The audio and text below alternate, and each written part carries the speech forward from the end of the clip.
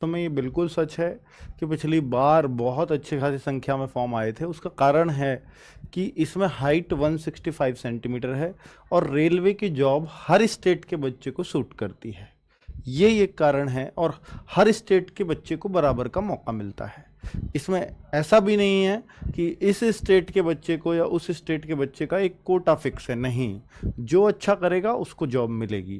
जैसे एसएससी में क्या होता है, मान लीजिए आपको अपने स्टेट की कट ऑफ में ही रहना है, अपने स्टेट की ज़्यादा जाए कम जाए। ऐसा हो जाता है कई बार 135 पे यूपी वाले को नौकरी नहीं मिल रही और 135 पे और अदर स्टेट में, कुछ स्टेट्स में ऐसा भी है कि जहां फर्स्ट चॉइस आपको मिल जाती है आपकी चुनी हुई।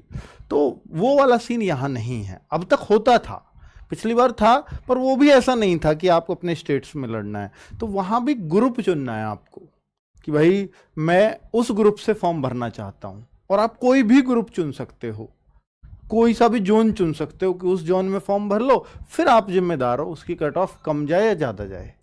वहां चॉइस नहीं भर सकते।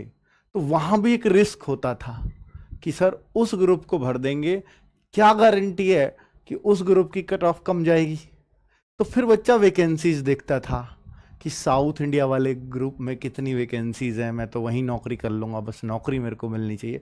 पर रिस्क ये होता था कि सब लोगों ने ज्यादा वैकेंसीज देख करके उधर ही फॉर्म डाल दिया इधर वालों ने, तो फिर वहां की कट ऑफ भी उठा दी। तो वो वाला जो सीन था बच्चों, अब यहां चीजें खत्म हो चुकी हैं वो वाली।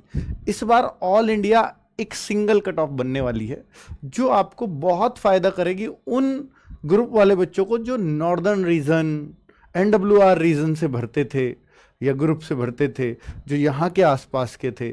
सोचो, आरपीएफ कांस्टेबल या सब इंस्पेक्टर की ऑलमोस्ट दोनों कट ऑफ 120 में से 120 गई थी पिछली बार, जबकि भर्ती भी 8619 थी कांस्टेबल की, 8619, और सब इंस्पेक्टर की भी 1100 प्लस वैकेंसीज थी। और तब भी ये कट ऑफ 120 में से 120 गई थी कुछ जोन की। तो अब सोचो कितना बड़ा कंपटीशन रहा होगा। फाइनल कट ऑफ की बात कर रहा हूं मैं। हालांकि वहां पे नॉर्मलाइजेशन के मार्क्स जुड़ करके थे, ये 20-20 बच्चों को 20-20 मार्क्स, 25-25, 30-30, किसी किसी को 35-35 मार्क्स भी नॉर्मलाइजेशन में मिले थे। तो किसी बच्चे के मान लीजिए 85 है तो वो भी 120 हुए थे, तो उसको नौकरी मिल गई थी। तो ऐसा भी हुआ है। तो इसलिए बहुत ज्यादा डरने की जो तो जरूरत है नहीं, पर कुछ फैक्ट्स पे बात कर लेते हैं जो जरूरी है आप लोगों के लिए जानना। डराने के लिए नहीं बता रहा हूं, पर आपको थोड़ा सजग होने के लिए चीजें बतानी पड़ेंगी और सच्चाई दिखानी पड़ेगी, तभी आप बेहतर अपने आप को तैयार कर पाओगे कि मैं आरपीएफ की तरफ जाऊं या ना जाऊं। बहुत सारे बच्चे मेरे को पूछते हैं कि सर आरपीएफ का बैच ले लूं, आरपीएफ, और मैं कभी गलत गाइड नहीं करूंगा अपने फायदे के लिए, सर मैं आरपीएफ का बैच ले लूं, क्या मेरी एसएससी जीडी की तैयारी हो जाएगी? तो मैं कहूंगा नहीं होगी, क्योंकि भाई वहां हिंदी भी है, हिंदी या इंग्लिश जो आप करना चाहो। तो हाँ, मैथ, रीजनिंग, जीएस, इन तीनों का हो जाएगी ऑलमोस्ट, लेकिन फिर भी वहां फर्क है। देखिए, एसएससी की जीएस आप एसएससी की तरह से पढ़ते हो, रेलवे की जीएस में थोड़ा सा फर्क आपको अंतर नजर आएगा। मैथ सेम टू सेम है, रीजनिंग भी ऑलमोस्ट कवर हो जाएगी। हालांकि एसएससी की रीजनिंग आसान है, रेलवे में थोड़ी टफ रीजनिंग पड़ेगी। तो मैं वो भी सजेस्ट आपको नहीं करूंगा, ठीक है। तो अब आप देखिए कि ये फॉर्म 15 अप्रैल से चल रहे हैं और 14 मई लास्ट है, ठीक है, 14 मई लास्ट डेट है। और अब मैं आपको ये बोलूं कि भैया पिछली बार फॉर्म्स कितने थे। बहुत सारे बच्चों का एक सवाल फॉर्म्स देख करके ही अपने मन में एक डर पैदा करने का होता है, पता नहीं वो फॉर्म्स का पूछ कर क्या करेंगे। भाई फॉर्म्स जरूर 40, 50, 60 लाख, 70 लाख भी भर्तियों में देखने को मिले हैं, पर क्या एक्चुअल में 70 लाख बच्चे हैं तैयारी करने वाले? तो कोई भी कह देगा बिल्कुल नहीं। कंपटीशन तो पहले ही 1.5-2 लाख बच्चों में होता है, पहले 1.5-2 लाख बच्चों में बस, बाकी तो सब भीड़ है। बस यही एक अच्छी बात है इस कंपटीशन में। देखने में बहुत भीड़ लगेगी, अगर आप सोचोगे तो ऐसा लगेगा कि 1000 बच्चों में से एक का सिलेक्शन होगा, तो 1000 तो बहुत ज्यादा होते हैं, उनमें से एक मैं ही कैसे सेलेक्ट हो जाऊंगा। पर बच्चों आप ये भी तो सोचो कि यार 70 लाख पे देखोगे तो 1000 आएगा, लेकिन अगर आप 2 लाख पे, 1 लाख पे देखोगे तो वो हो सकता है आपको 40-50 बच्चों में से 30 बच्चों में से एक का सिलेक्शन दिखे, 20 बच्चों में से एक का सिलेक्शन दिखे, तो फिर तो मुश्किल नहीं है, फिर तो आपके भी चांस बनेंगे। तो वो वाला जो है आपको थोड़ा सा उस तरह से सोचना पड़ेगा। अब यहां पर मैं अगर बोलूं कि बच्चों ये पिछली बार के हैं, अगर आपको साफ साफ दिख रहा है तो ठीक है, वरना मैं बता देता हूं कि भैया ये जो है ग्रुप वाइज फॉर्म थे, ग्रुप वाइज कितने कितने SC ST OBC जनरल सबके अलग अलग, ये कोई ऑफिशियल डेटा भी नहीं है, मैंने भी कहीं वेबसाइट से ही उठाया है। वैसे ये आसपास का ही होगा, और जब इतना सटीक पड़ा हुआ है तो मैंने भी इस पर विश्वास करके ही उठाया है, और 99.99% मैं इसको सटीक बोलूंगा। तो बच्चों यहां पर अगर मैं बताऊं आपको कि भैया फीमेल में जो टोटल फॉर्म्स थे वो 9,26,000 फॉर्म थे, और मेल के जो फॉर्म थे वो 49,82,000, लगभग 50 लाख फॉर्म मेल के थे, और मेल फीमेल दोनों मिला दूं तो लगभग 59 लाख फॉर्म बैठेंगे बच्चों। तो 59 लाख फॉर्म, और अगर यहां मैं देखूं कि फिजिकल देने कितने गए थे तो 9,26,000 में से फीमेल्स पहुंची थी 4,68,000, इसका मतलब लगभग आधी फीमेल्स इस फिजिकल को देने गई थी, 50%। और मैं अगर लड़कों को देखूं कि 50 लाख में से 30 लाख बच्चे गए तो करीब करीब 60% बच्चे फिजिकल देने पहुंचे। ये वो नहीं जो फिजिकल में पास हुए, ओ सॉरी एग्जाम, मैं फिजिकल नहीं कहूंगा, मैं फिजिकल गलत कह गया, मैं एग्जाम में कह रहा हूं। एग्जाम 60% ने दिया, महिलाओं ने 50% ने एग्जाम दिया। एग्जाम पहले ही होता था, पहले भी और आज भी। अगर हम देखें कि भाई ये तो बहुत फॉर्म है सर, ये पिछला रिकॉर्ड बता रहा हूं बच्चों। अब अगर हम देखें इसी कांस्टेबल की वैकेंसीज में कि भाई कितने ग्रुप वाइज जो फर्स्ट कट ऑफ लगी थी, फर्स्ट कट ऑफ, तो वो 87,827, यानी अगर 8500-8600 वैकेंसीज थी तो लगभग 10-11-12 गुने जो भी लेते हैं ये, उस तरह की बच्चे लिए, और उनमें से फिजिकल जितना इनको चाहिए था वो मिल भी गए, लेकिन सेकंड मेरिट लगानी पड़ी। कुछ ग्रुप्स में उतने बच्चे फिजिकल पास कर ही नहीं पाए, तो इसलिए कुछ की सेकंड मेरिट फिर से लगानी पड़ी। और ये इस बार भी बोला है कि हम लेंगे, जो भी एक गुना बता दिया कि 10 गुना लेंगे या जो भी है, तो उतने बच्चे लेंगे हम फिजिकल के लिए। अब सेकंड मेरिट लगा देंगे अगर वो कम पड़ेंगे तो। यहां ग्रुप वाइज लगी थी, अब ग्रुप वाइज नहीं लगेगी, ठीक है। और फाइनल मेरिट जो लगी थी वो 8543 कैंडिडेट, उसमें जो है क्या हुए थे बच्चों, फाइनली पास हुए थे, फाइनली पास हुए थे। तो फाइनल मेरिट तो भाई ऐसे ही लगेगी ना, ठीक है।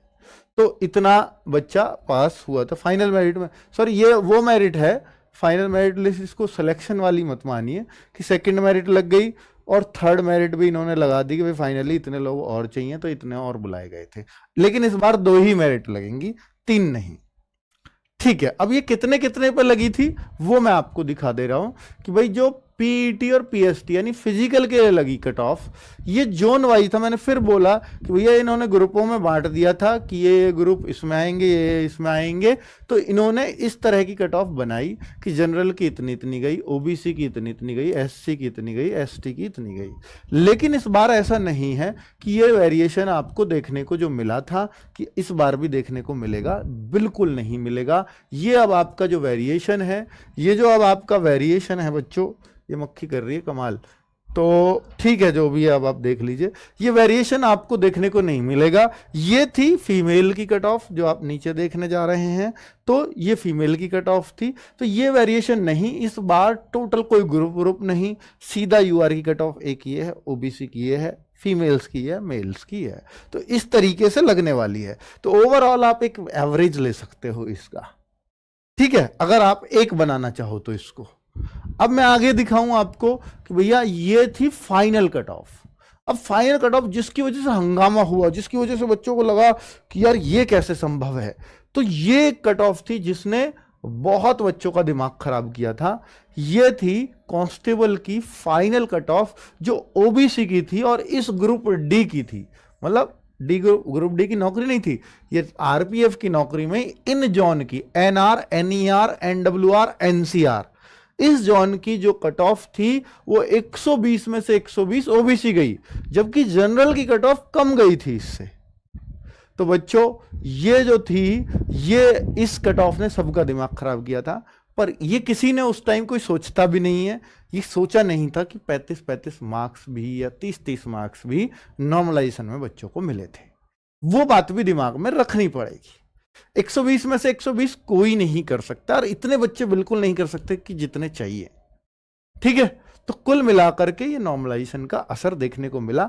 बाकी कट ऑफ आप SC ST की देखेंगे तो वो भी आपको दिख जाएगी। लेकिन इस बार डरने की आवश्यकता क्यों नहीं है कि भैया देखो, पहले ओबीसी की किसी जोन में तो 89 और किसी जोन में 61 भी गई थी, और एक जोन में 120 जा रही है। तो बच्चे तो इस जोन में भरने के लिए भी स्वतंत्र थे, पर वो भर नहीं पाए क्योंकि सबने अपना जोन डाला, या किसी को आइडिया ही नहीं था मैं किस जोन में भरूं।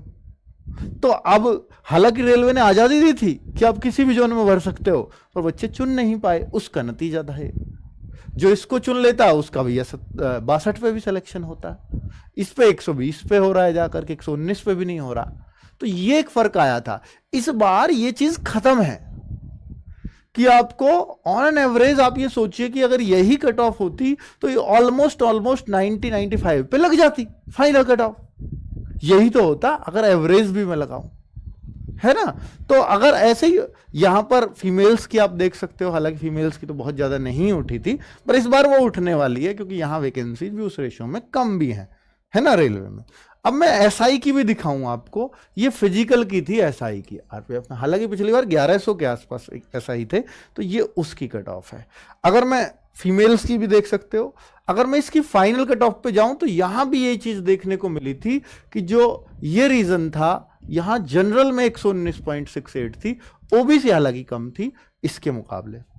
ठीक है, तो ये भी अगर ओवरऑल एक बनाऊंगा तो ये भी इतनी हाइक नहीं लगेगी, पर हाइक इसलिए भी और ज्यादा मान सकते हो आप, 2018 में इतना यूट्यूब पे पढ़ने वाला बच्चा नहीं था, कोविड के बाद से ज्यादा आया है। 18-19 की वैकेंसी है ये। दूसरा कारण कि भैया क्यों अब हाइक के लिए आपको थोड़ा सा परेशान रहना चाहिए, मैं वो बता रहा हूं कि भाई हाइक देखने को मिलेगा। दूसरा ये कि इसमें एज में छूट नहीं थी, इस बार एज में भी 3 साल की छूट है। ठीक है, और इसका एवरेज लगाऊं तो ये 98 के आसपास एवरेज आ रहा है। तो 98 नॉर्मलाइजेशन के साथ तो ऐसा नहीं है डरावने वाला है, ये वाली डरावने वाली थी, है ना। तो इस तरीके से हम इस बात को समझ सकते हैं। ठीक है, इस कट ऑफ को देख करके बच्चों के मन में बहुत सारे वहम हैं जिसको मैं क्लियर करना चाह रहा हूं बच्चों, जिसके लिए वीडियो बना। अच्छी बात यही हुई है इस बार, सबसे अच्छी बात कि वैकेंसीज तो कम है, इसमें कोई शक नहीं है कि पिछली बार की आधी भी नहीं है, ये भी एक्सेप्टेबल है। पर दूसरी सबसे अच्छी बात ये हुई है कि यहां पर ऑल इंडिया एक कट ऑफ बनने वाली है। वरना इतनी कम वैकेंसीज में भी अगर हमें जोन चुनने को दे देते तो भैया जो एनआर या एनसीआर वाली 119-120 पे गई है वो इस बार क्या जाती, कैसे पता लगता, कितना कैसा पेपर बनाएंगे वो। ठीक है, तो ये थोड़ा सा उनके लिए भी मुश्किल हो जाता।